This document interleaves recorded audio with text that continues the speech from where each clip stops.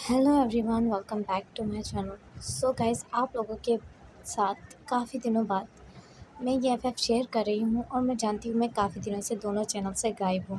इसके लिए मुझे माफ़ कर दीजिएगा, पर एक बड़ा रीज़न है मेरे गायब होने का, वो आप लोगों को जल्द ही पता चल जाएगा। तो क्यों ना ये एफएफ स्टार्ट किया जाए। I hate omega like you. Guys, मुझे वैसे बहुत गुस्सा आ रहा है क्योंकि मैंने कुछ देर पहले ही इसी पार्ट को फिनिश किया है, वो भी आधे घंटे का बनाने के बाद। मुझे वो पार्ट जो कि एक ऐप है उसमें सेव होने को नहीं मिल रहा, मतलब वो सेव नहीं हो रहा और मेरी इतनी मेहनत ज़ाया चली गई और मुझे इस पार्ट को फिर से रिकॉर्ड करना पड़ रहा है। तो प्लीज़ आप लोग अब स्किप मत कीजिएगा, ठीक है? Let's start. हमने लास्ट सीन में देखा था विंग, जो कि वांग जी से हमेशा बहस और जिद करता रहता है, और वो ओमेगा जो बहुत ज़्यादा नोटी और थोड़ा बचकाना टाइप की हरकतें करता है। अब विंग का फादर जैसे ही उसे कहता है कि तुम्हें लैनजान से कुछ ना कुछ सीखना चाहिए, तो विंग मुंह बनाते हुए कहता है आखिर मैं उससे क्यों सीखूं, मैं हर चीज़ में उससे ज़्यादा स्मार्ट हूँ, तो क्यों ना वो मुझसे चीज़ें सीखे। यहाँ सीन शिफ्ट होता है। लैनजान जो बात ले रहा था अपने कोल्ड पाउंड में, वहाँ विंग पहुँच जाता है और कहता है लैनजान, लैनजान, और वो ज़ोर-ज़ोर से चिल्ला रहा था। लैनजान जो अपनी आँखें खोलता है, यहाँ वहाँ काफ़ी ज़्यादा ठंड हो रही थी और विंग जो उसके पीछे भाग कर आया था, लैनजान विंग को देखते ही हैरान हो जाता है। विंग किसी से पूछता तक नहीं, ना ही लैनजान से, वो सीधा पॉन्ड के अंदर घुसकर आ जाता है। मतलब वो तालाब के अंदर ही कूद पड़ता है, अपने जूते उतार कर। वो बस अंदर चला आता है। जैसे ही वो अंदर आता है तो उसे फ़ील होता है कि कोल्ड, मतलब पाउंड बहुत ज़्यादा ठंडा है, उसका पानी भी। रंसान ने जल्दी से हनफू पहना और कहा तुम यहाँ क्या, लेकिन विंग ने कहा इतने ठंडे पानी में कोई कैसे रह सकता है। मेरी तो टांगें कांप रही हैं और मुझे ऐसा लग रहा है जैसे मैं जम जाऊँगा। लेकिन लैंसा ने कहा तुम्हें यहाँ किसने आने को कहा।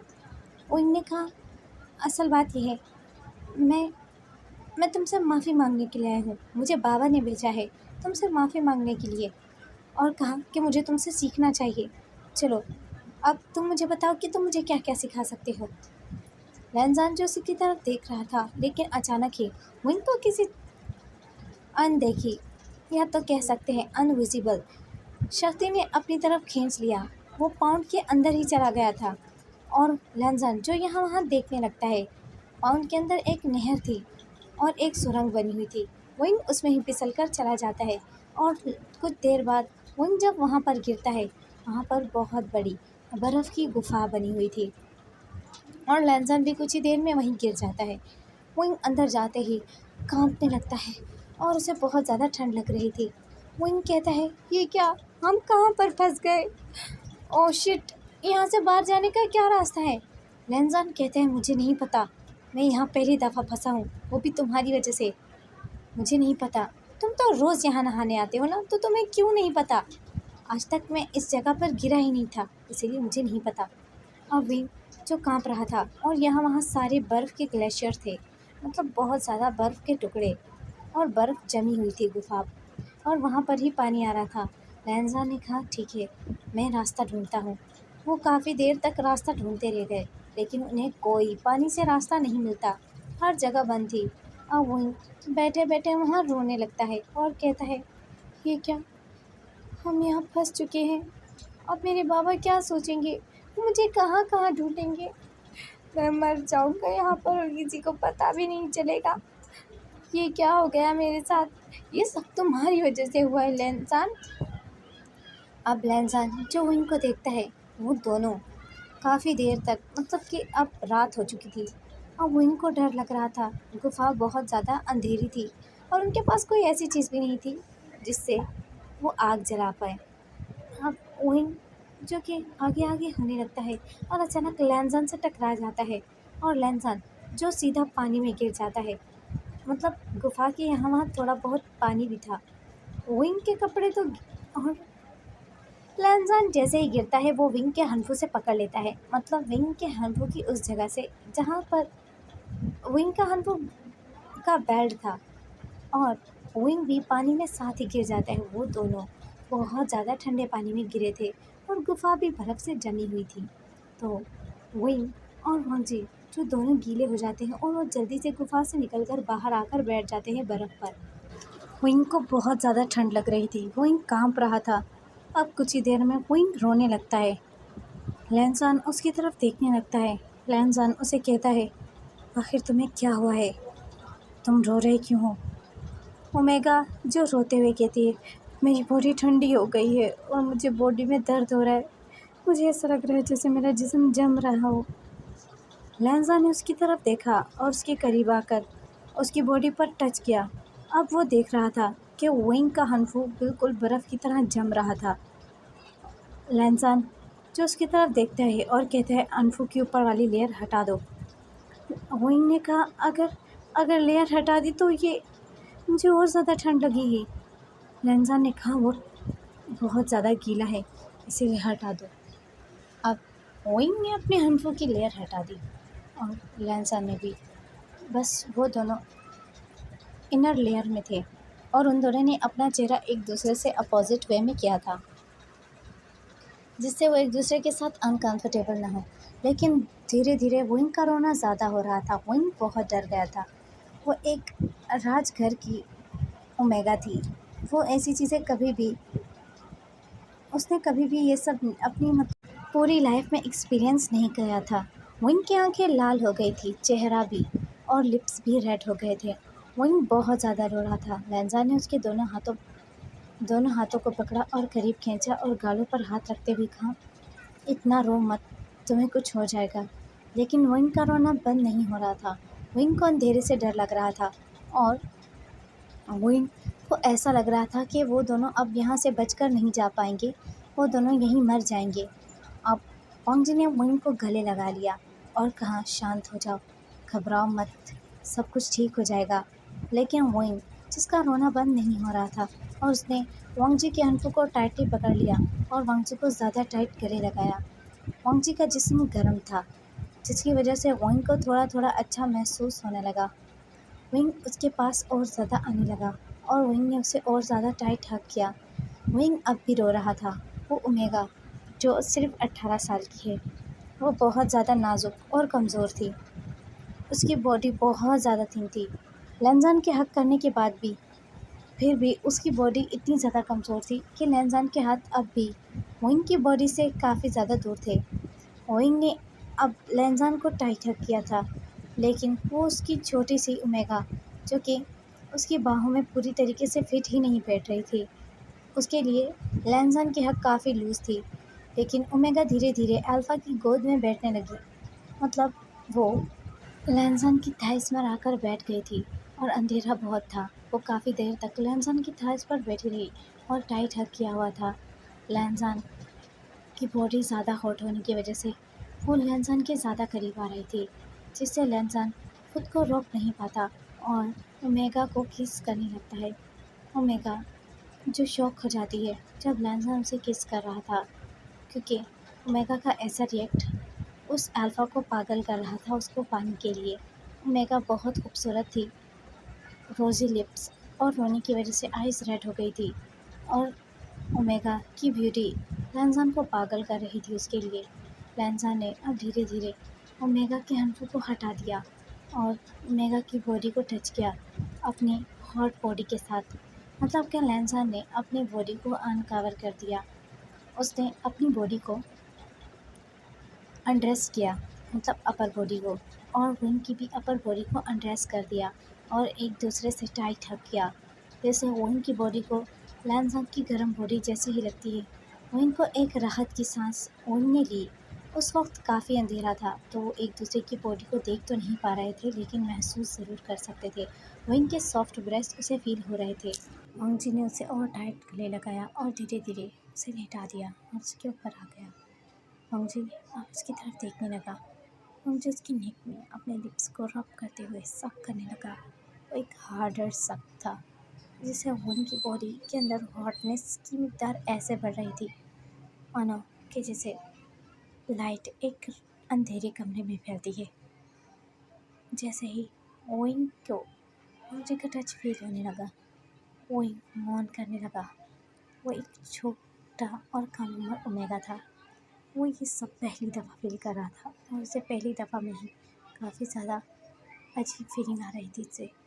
वंग ने अब कुछ देर में आंखें बंद कर दी क्योंकि वांग जी जो उसके सॉफ्ट ब्रेस्ट को सक कर रहा था और लिक कर रहा था और कहीं कहीं उसके निपल्स पर थोड़े थोड़े बाइट भी कर रहा था। वंग ने दर्द से आंखें बंद की और गल्प करते हुए अपनी बॉडी के अंदर हीट को महसूस किया जो बढ़ रही थी। वांग जी अब धीरे धीरे उनकी पूरी बॉडी पर अपने हैंड स्लाइड करने लगा। वो हैंड को थोड़ा रफली स्लाइड कर रहा था। मुंजी के गर्म हैंड जैसे ही वहीं की सॉफ्ट बॉडी पर स्लाइड हो रहे थे, वहीं को ये पागल कर रहे थे। वहीं बहुत ज़्यादा गहरी गहरी सांसें लेते हुए मुंजी को वहीं को जितना भी दर्द हो रहा था या तकलीफ़ हो रही थी मुंजी के शक करने से, वहीं आंखें बंद करके बस उसे फील किए जा रहा था और वहीं की आंखों से आंसू निकल रहे थे।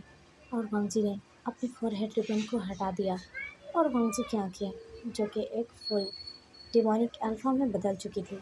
वांगजी ने अपना फोरहेड रिबन उतारा और साइड पर रख दिया और विंग की उंगलियों में अपनी उंगलियों को टाइटली झपड़ा और विंग के दोनों हाथों को टाइटली पकड़ लिया और विंग से कहा, मैं मैं आगे बढ़ना चाहता हूँ। विंग कोई जवाब नहीं देता और विंग जो आंखें बंद किए हुए बस दर्द और अजीब चीज़ें महसूस कर रहा था। वांगजी की तरफ उसने देखा भी नहीं जब उसने अपना फोरहेड रिबन उतारा और उसकी आंखों का रंग बदल चुका था। वांगजी एक डीमन अल्फा बन चुका था और वो अब उसे अपनी ओमेगा चाहता है। और वांगजी जो कि धीरे धीरे वंग को और ज़्यादा बॉडी में सक करने लगा, उसकी बॉडी में इतना रफ टच करने लगा जिससे वंग ने आंखें बंद करके दांतों को पीसना स्टार्ट कर दिया। अब वंग का हाथ वांगजी ने टाइटली पकड़ा हुआ था और वंग को कहा, मेरी तरफ देखो। वंग ने आंखें नहीं खोली। अब वांगजी ने उसकी नेक पर एक हार्डर बाइट किया जिससे ओमेगा चीख मारते हुए मतलब वंग ने ज़ोर से चिल्ला दिया और उसके चीखने की आवाज़ पूरी उस गुफा में गूंज रही थी। अब लैन वांगजी जो कि ओमेगा के बहुत ज़्यादा करीब आ चुका था, इतना करीब कि अब उनके बीच में ऐसा कुछ नहीं बचा था जो उन्हें अलग कर सके या तो कुछ भी ऐसा जिसकी वजह से वो खुद पर कंट्रोल रख सके। लैन वांगजी ने ओमेगा की लिप्स को कैप्चर करते हुए उसके लिप्स को सक करते हुए किस किया और जिससे लैन वांगजी को काफ़ी अच्छा फील हो रहा था। लैन वांगजी ने अपना फोरहेड रिबन उतारा और ओमेगा के साथ इंटीमेट होना स्टार्ट किया। जैसे ही फर्स्ट ओमेगा की बॉडी में लैन वांगजी ने अपनी बॉडी को इनसाइड किया, ओमेगा दर्द से कर्रा उठी और उसकी आंखों से आंसू निकलने लगे। ओमेगा काफ़ी कम उम्र थी और ओमेगा बहुत नाजुक भी थी। उसके लिए ये सब सहन करना थोड़ा मुश्किल तो था, लेकिन इस वक्त उसे नहीं समझ आ रहा था आखिर वांगजी उसके साथ क्या कर रहा है। ओमेगा आंखें बंद की हुई थी और दर्द को सहती रही। काफ़ी देर के दर्द को सहने के बाद ओमेगा ने अपनी आंखें खोल दी और आंखों में से आंसू निकल रहे थे। ओमेगा अब ज़ोर ज़ोर से रोने लगी। बर्फीली जगह होने की वजह से बॉडी ठंडे से सुन्न पड़ गई थी, जिसकी वजह से ओमेगा को ज़्यादा तकलीफ़ या दर्द महसूस नहीं हुआ, लेकिन इतना दर्द ज़रूर महसूस हो रहा था जो ओमेगा को रुला दे। लेकिन जो रियल वाला दर्द होता है वो महसूस नहीं हो पाया था। ओमेगा जो पेन में थी तो ओमेगा फील करती है जो उसके नीचे का पोर्शन है, मतलब जिस फ्लोर पर ओमेगा लेटी हुई थी वो जगह थोड़ा थोड़ा उस पर एक रेड सा कुछ जम रहा है। वो ब्लड जैसे ही निकल रहा था वो जमता जा रहा था क्योंकि वो बर्फीली जगह थी। ओमेगा ने पेन में कराते हुए कहा, मुझे दर्द हो रहा है, आप क्या। लेकिन लैन वांगजी इस वक्त तो बहुत ज़्यादा एक रूड अल्फा बन चुका था। लैन वांगजी उसको काफ़ी हार्डली पुश करते हुए उसके साथ इंटीमेट हो रहा था। इंटीमेशन में ओमेगा की आंखों से आंसू और बस चिल्लाने की आवाज़ें थी और ओमेगा जो काफ़ी देर तक ऐसे ही चिल्लाती रहती है। कुछ ही देर में ओमेगा का चिल्लाना बंद हो चुका था क्योंकि वांगजी ताकि वो ना चिल्ला पाए उसके लिप्स में सॉफ्टली किस कर रहा था और ओमेगा के बालों को सहलाने लगता है ताकि ओमेगा शांत रहे और ज़्यादा गुस्सा मत हो। काफ़ी देर बाद सीन शिफ्ट होता है। ओमेगा जैसे ही अपनी आंखें खोली और करवट ली, ओमेगा ने दर्द से मुंह से आवाज़ें निकालते हुए कहा, मेरी मेरी मेरी बॉडी बहुत दुख रही है, और अंगड़ाई लेते हुए दर्द की आवाज़ ली। और ओमेगा ने देखा कि लैंजान जो उसी के पास लेटा हुआ था, लेकिन उन दोनों की बॉडी नेकेड ही थी। सिर्फ ओमेगा के ऊपर एक ब्लैक कलर का हनफू डला हुआ था जो उसकी बॉडी को एक चादर की तरह कवर कर रहा था और कुछ भी नहीं। ओमेगा अब जल्दी से शॉकिंगली उठकर बैठ जाती है और ओमेगा शॉक हो जाती है। ओमेगा जैसे ही झटके में उठती है वो रोने लगती है क्योंकि उसकी प्राइवेट पार्ट और लोअर मतलब बॉडी जो है उस एरिया से बहुत ज़्यादा ब्लीडिंग अब भी हो रही थी और उसे दर्द हो रहा था। अब ओमेगा रोते हुए सोचती है, उन दोनों ने एक साथ रात बिता ली, ये क्या हो गया। ओमेगा बहुत ज़्यादा घबरा जाती है और वो लैंजान के ऊपर गुस्सा करने लगती है। हालांकि गलती उसमें उस ओमेगा की भी थी क्योंकि शुरुआत ओमेगा ने ही की थी। अब अल्फ़ा जो उसे देखने लगता है, लेकिन वो ओमेगा को कुछ कहता नहीं है। ओमेगा रोने लगती है और कहती है, तुमने मेरे साथ ज़बरदस्ती की है। अल्फ़ा ने कहा, मैंने ज़बरदस्ती? बाद ओमेगा ने चीखते हुए कहा, तुमने मेरा फ़ायदा उठाया और तुमने तुमने मुझे जानबूझ के यहाँ बंद कर दिया। क्या तुम्हें इसके बारे में नहीं पता? और ओमेगा जो खुद को हनफू से कवर करने लगी और रोने लगी। अब वांगजी ने उसकी तरफ हनफू फेंक दिया और कहा, इसे पहन लो। और उन दोनों ने खुद को कवर किया, मतलब उन दोनों ने प्रॉपरली ड्रेसअप कर लिया। और बाद में ओमेगा जो रो रही थी और वो बिल्कुल भी इस बात से शर्मिंदा है कि उन दोनों के बीच में ये क्या हो गया और वो क्या जवाब देगी अपने फादर को।